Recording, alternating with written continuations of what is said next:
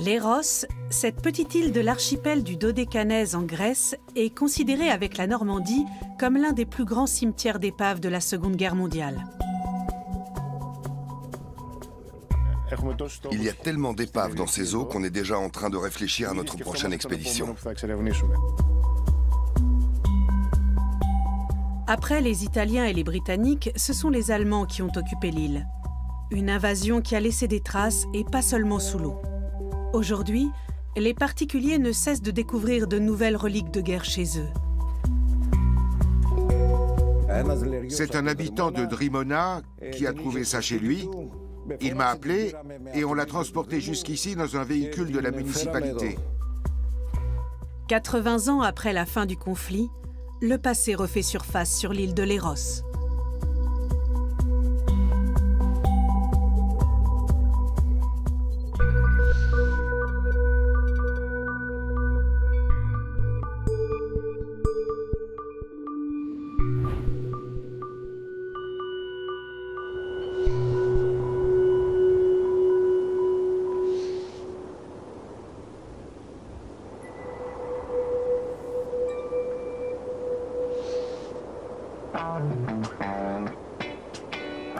De bon matin, une équipe de plongeurs professionnels venus d'Athènes débarque sur l'île de Léros. Marinos Urgas a une passion, les épaves de la Seconde Guerre mondiale. Il connaît Kostas Kourvas, le propriétaire de ce centre de plongée local, depuis plus de 20 ans. Tu as fait bonne route? Oui. Super. Je vois que tu as déjà tout préparé. C'est top. Le but de l'expédition, explorer les navires et les avions qui ont sombré dans les eaux de l'île et en savoir plus sur ceux qui se trouvaient à bord. On prépare tout? Non, seulement les bouteilles. Grâce à un équipement dernier cri, les plongeurs peuvent rester plus de 3 heures sous l'eau. Quand on plonge à plus de 50 mètres de profondeur, comme c'est le cas ici, on utilise un recycleur.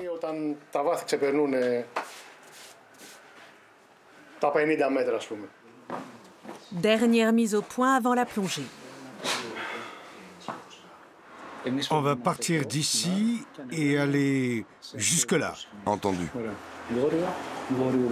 Nord-nord-ouest. Les prévisions sont bonnes pour les prochains jours. Le vent du sud va se maintenir. On va pouvoir plonger aux endroits prévus. Si les eaux de Léros sont si riches en épaves de la Seconde Guerre mondiale, c'est parce qu'une importante bataille a été livrée en 1943. C'est certain, il y a encore beaucoup de choses à découvrir. Ces dernières années, on n'a pas arrêté de trouver de nouvelles épaves. On fait aussi des recherches pour en savoir plus sur leur histoire.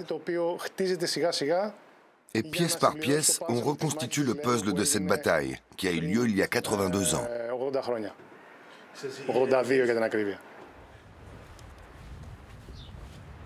Mais l'histoire mouvementée de la petite île remonte à encore plus loin. Sous domination ottomane pendant près de 4 siècles, Léros passe aux mains des Italiens et devient une base navale en 1912.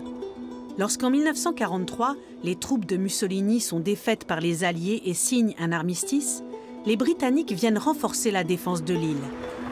La Wehrmacht lance alors une importante offensive et prend le contrôle du rocher à l'issue d'une bataille sanglante qui fait plus de 1000 morts.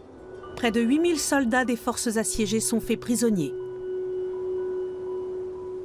Voilà 1 an et demi que Franco Di Piero occupe la fonction de maire adjoint de l'île. Ce petit-fils d'immigrés italiens est responsable de la préservation du patrimoine historique de Léros. Depuis que les municipalités locales ont commencé à s'intéresser à leur passé, les lériotes ne cessent de lui apporter des reliques trouvées dans leur jardin. L'homme de 66 ans s'est ainsi découvert une véritable passion pour l'histoire et écrit même des articles. Ce casque est troué. Le jeune homme qui le portait, à l'époque, les soldats étaient tous jeunes, a dû être tué. Chacun de ces objets raconte une histoire.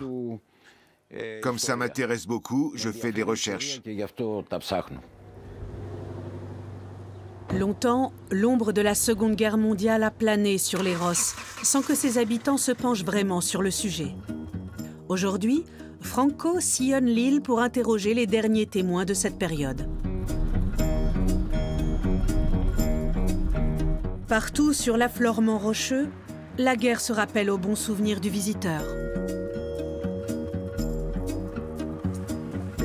Les derniers survivants, eux, sont de moins en moins nombreux.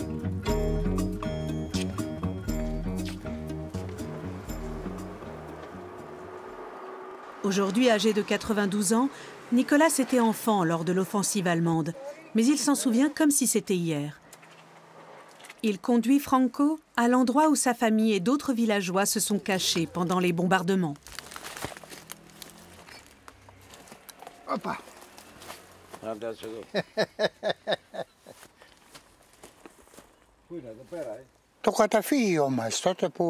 C'est ici qu'on s'est réfugiés quand les Allemands ont bombardé l'île. Il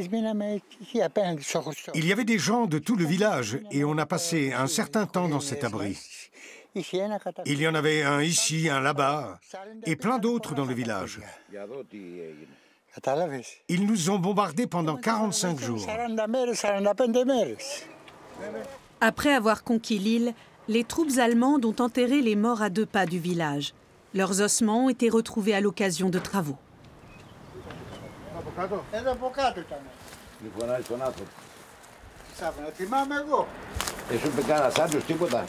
Donc votre abri se trouvait là.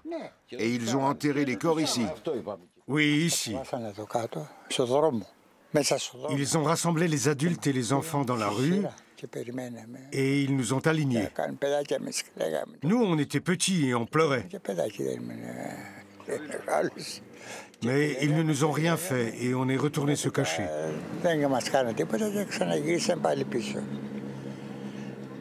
Et puis les combats ont commencé à Imirovili.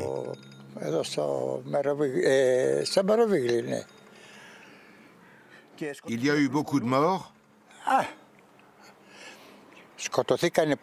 Beaucoup ont été tués par les mines. À l'époque, on ne savait pas où il y en avait.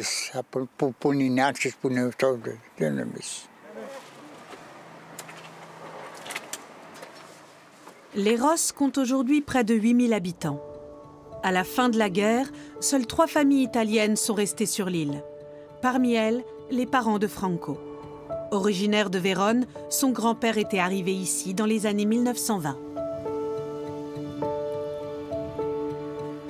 Franco, lui, est né dans l'archipel, mais l'histoire de ses ancêtres n'est probablement pas étrangère à son intérêt pour cette période. La conquête de Léros est considérée comme l'une des dernières victoires du Troisième Reich. Les films relatant cette bataille sanglante ont servi à alimenter la propagande nazie.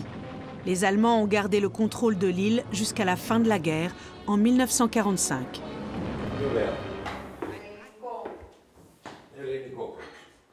Malgré son nom italien, Franco se sent complètement grec. La tasse blanche, s'il te plaît. Merci. Son épouse Maria vient du continent. Elle découvre l'histoire de l'île à travers les récits et les objets recueillis par son mari. Bien sûr, il ramène tout ça à la maison. Il y consacre tout son temps. Infirmière, Maria est au contact direct de la population de l'île. Elle en a fait le constat. Ce nouvel intérêt pour le passé a réveillé quelque chose chez les insulaires.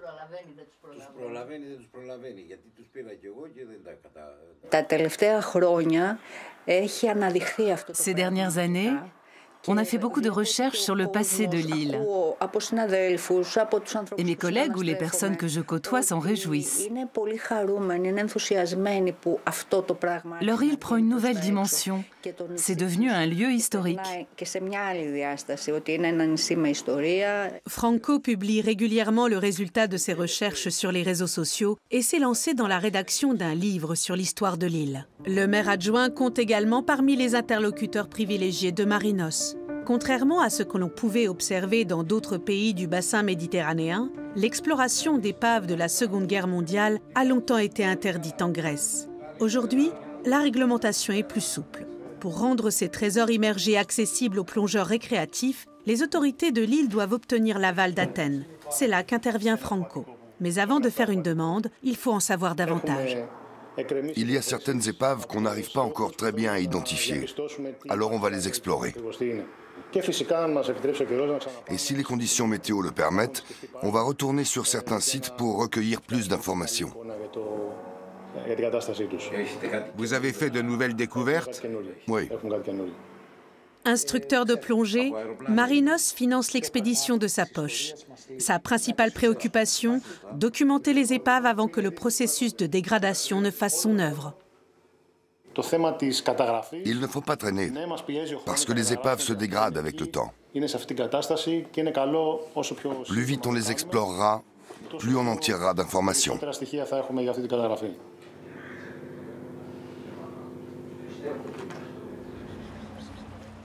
Le lendemain matin, le vent s'est rafraîchi. Il y a beaucoup de houle? À l'endroit où on va, oui. Les plongeurs répètent régulièrement les procédures pour se préparer aux situations d'urgence. Aujourd'hui, ils vont explorer une épave des Alliés, découverte il y a environ 6 mois.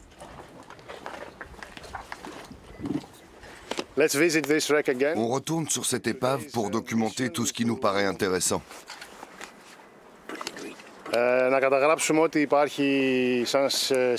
Puis on transmettra toutes les photos qu'on a prises à Franco et aux autorités.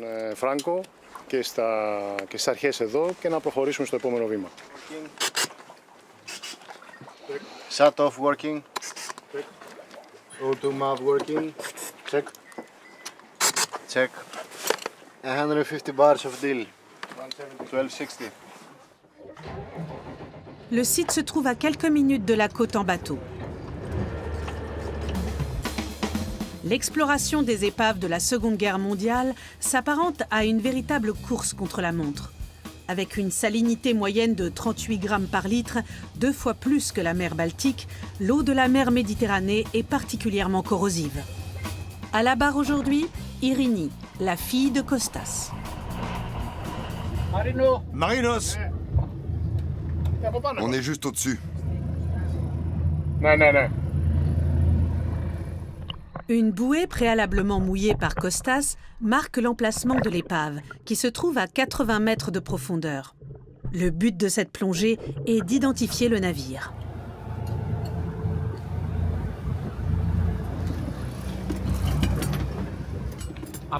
Où est-ce qu'on se retrouve et dans combien de temps?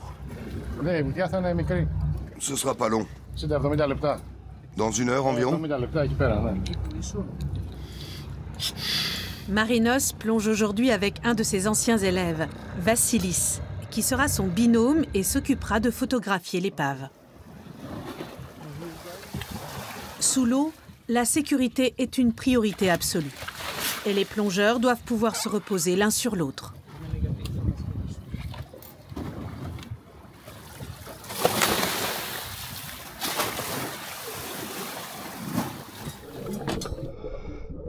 Pour accélérer la descente, les 2 hommes utilisent un propulseur. Malgré cela, ils n'auront que quelques minutes à passer autour de l'épave.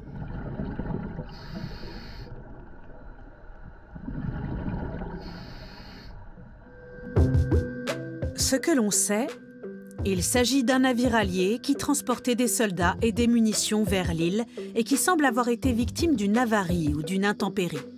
Les plongeurs sont à l'affût d'indices qui permettraient d'identifier avec certitude le bateau et son équipage. Par exemple, une cloche de plongée sur laquelle son nom serait gravé. Ils ils ne doivent rien toucher ni déplacer. Il en va de la préservation du patrimoine historique de Léros et de sa transmission aux générations à venir.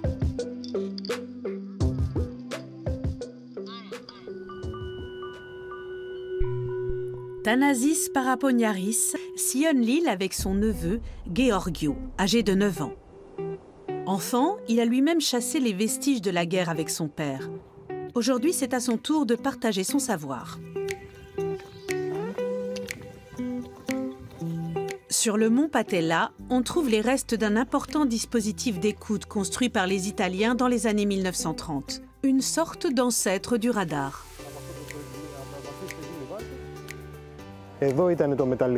Ici, il y avait un immense entonnoir en métal que l'on appelait l'aérophone et qui pivotait sur un socle.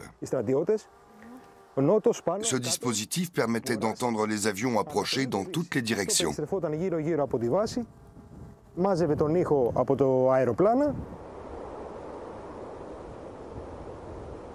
Les passionnés d'histoire comme Thanasis œuvrent pour que la mémoire de cette période soit perpétuée et pour interpréter les reliques de la bataille de 1943.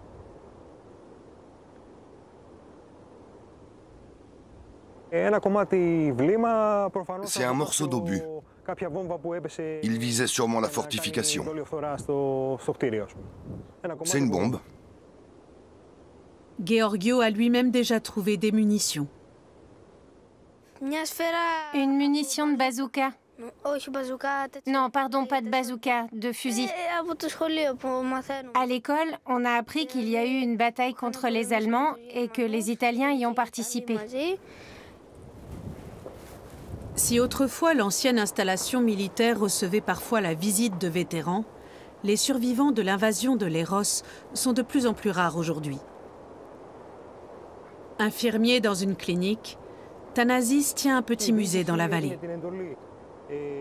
Une initiative personnelle qui lui tient beaucoup à cœur.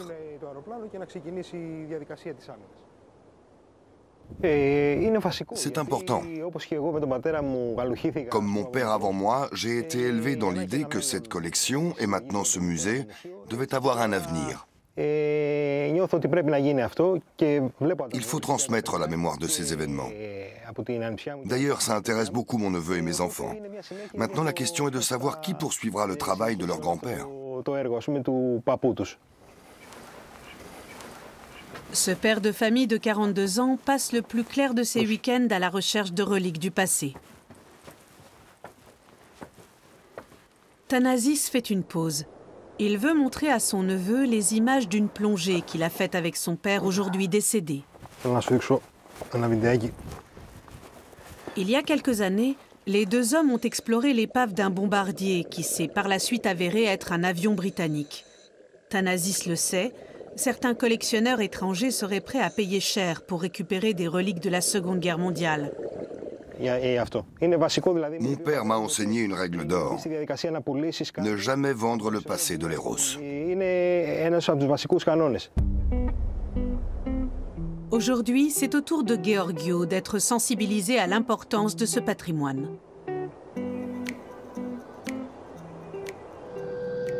Sous l'eau, les plongeurs terminent de photographier l'épave. Ils savent qu'en portant l'existence de ces vestiges au grand jour, ils les exposent à un risque de pillage. Car malgré la profondeur qui rend leur accès difficile, ils sont convoités par les chasseurs de trésors. Dans le bateau, l'équipage surveille la surface de l'eau et se tient prêt à intervenir en cas de problème. Les plongeurs remontent par paliers. Obligatoire lorsque l'on descend à plus de 40 mètres.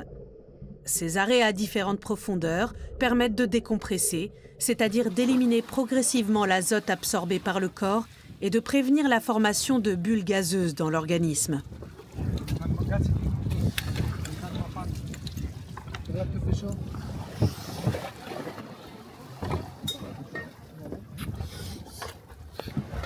C'est bien, mais ça manquait de lumière.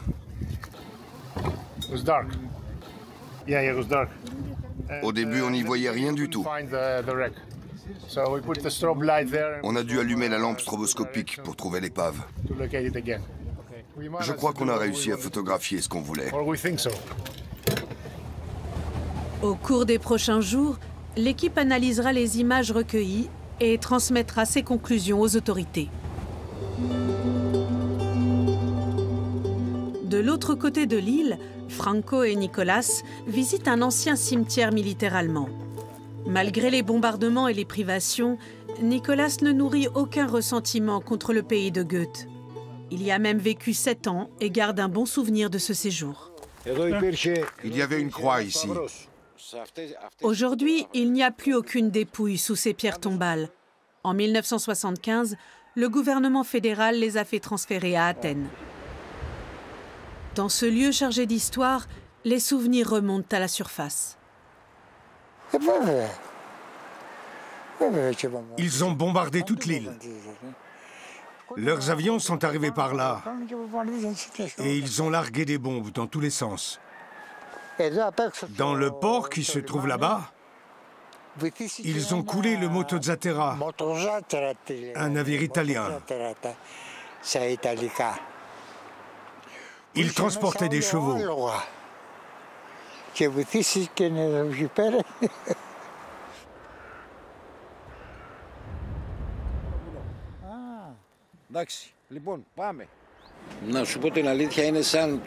Quand on se plonge comme ça dans le passé, on a l'impression de l'avoir vécu soi-même. Leurs souvenirs deviennent un peu les vôtres.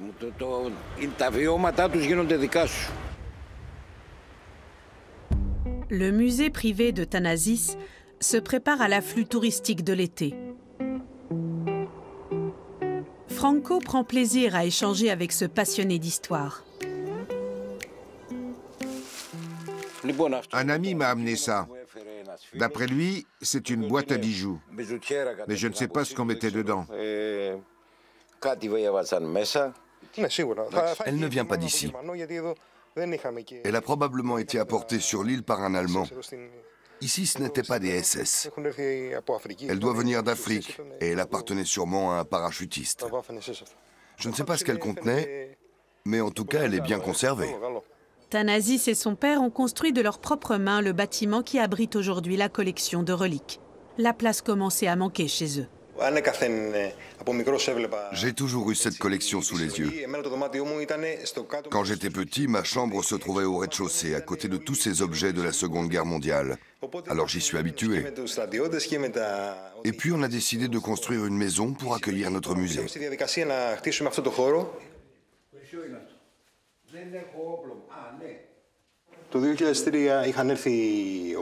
En 2003, mon père a reçu la visite de Franz Kreh, un parachutiste allemand, et d'un de ses camarades.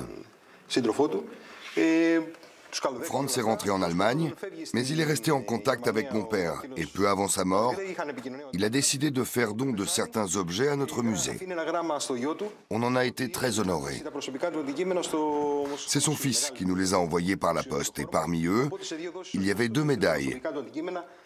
Une pour la bataille de Léros et une autre pour avoir combattu en Russie. Pour Thanasis, il est important que les futures générations aient accès au passé militaire de l'île. Son musée ne perçoit aucune subvention de la municipalité. Le lendemain, Franco se rend à Agia Marina, une des principales localités de l'île, pour participer aux préparatifs de la fête nationale.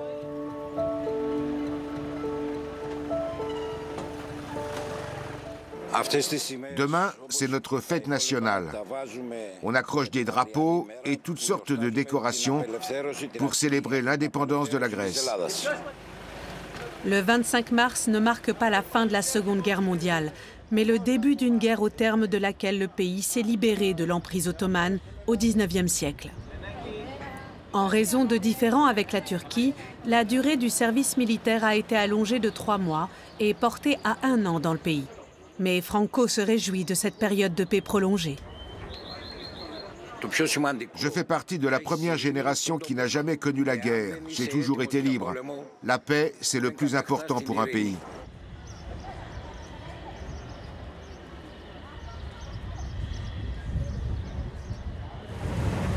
Marinos et son équipe se rendent sur un autre site.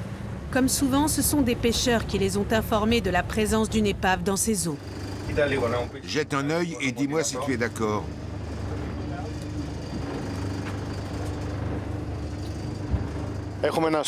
On voit quelque chose à l'écran. Et des pêcheurs nous ont dit que leur filet s'était pris dans un objet non identifié. Alors ça vaut le coup d'aller voir. Ces mêmes filets de pêche qui permettent de repérer les vestiges de la guerre représentent aussi un danger pour les plongeurs qui risquent de se prendre dans leurs mailles. On estime à environ 1 millier le nombre d'épaves de la Seconde Guerre mondiale reposant au fond de la mer Égée. En 2022, 91 d'entre elles ont été ouvertes à la plongée récréative. Marinos et son équipe aimeraient que d'autres le soient rapidement pour attirer les touristes sur l'île.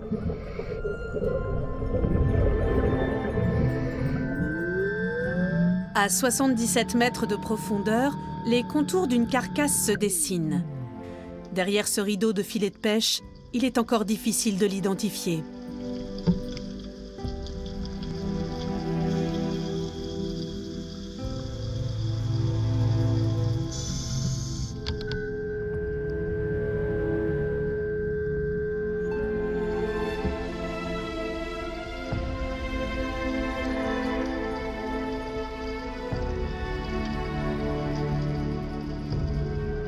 Marinos a sa petite idée sur la nature de l'objet. Pour lui, il s'agit d'un avion. Si son intuition est avérée, la découverte doit être signalée dans un délai de 24 heures.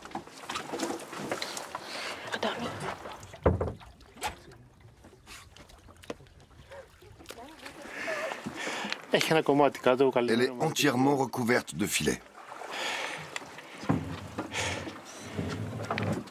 On ne peut pas vraiment distinguer la silhouette complète d'un avion, mais on voit de l'aluminium rouillé à travers les mailles. Il y a peut-être d'autres fragments plus loin. Même avec une lampe, on n'y voit pas grand-chose. Il faudra au bas mot 5 ou 6 autres plongées et des recherches approfondies pour élucider le mystère de cette épave et de son équipage. Il y a tellement d'épaves dans ces eaux qu'on est déjà en train de réfléchir à notre prochaine expédition. On reviendra, c'est sûr. Leros, c'est le paradis des plongeurs sur épave. Les plongeurs professionnels espèrent bientôt ne plus être les seuls à pouvoir explorer ces épaves et avec elles, le passé de l'île. Le jour de la fête nationale, soldats, réservistes, mais aussi écoliers prennent part à un défilé.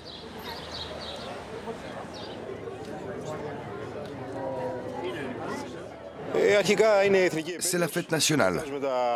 Et nous fêtons notre indépendance vis-à-vis des Turcs. Les îles du Dodécanèse, et donc Leros, ont vécu 800 ans sous le joug d'une puissance étrangère, c'est-à-dire 400 ans de plus que le reste de la Grèce. Je viens aussi voir mes enfants qui défilent. J'aime bien voir le défilé, surtout celui des enfants. Tu défileras l'année prochaine? Non, c'est réservé aux collégiens. Nicolas, qui vit dans un village voisin, a marché 2 kilomètres pour assister au défilé. Ces festivités sont l'occasion pour lui de retrouver d'autres anciens.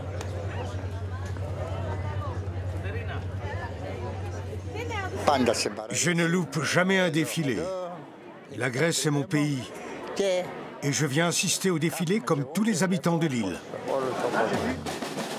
Voilà plusieurs jours que les écoliers se préparent à cette parade. Les Grecs ne fêtent pas le 8 mai, probablement parce que l'armistice a été suivi d'un autre conflit, civil cette fois-ci, qui ne s'est terminé qu'en 1949. Franco, lui, peine à se réjouir de ces festivités. Je suis là aujourd'hui, mais je n'aime pas les défilés, parce que je suis contre la guerre. Je sais que c'est à double tranchant. Ces commémorations sont là pour nous rappeler que les Grecs ont souffert. Mais j'aurais préféré qu'il n'y ait ni défilé ni guerre.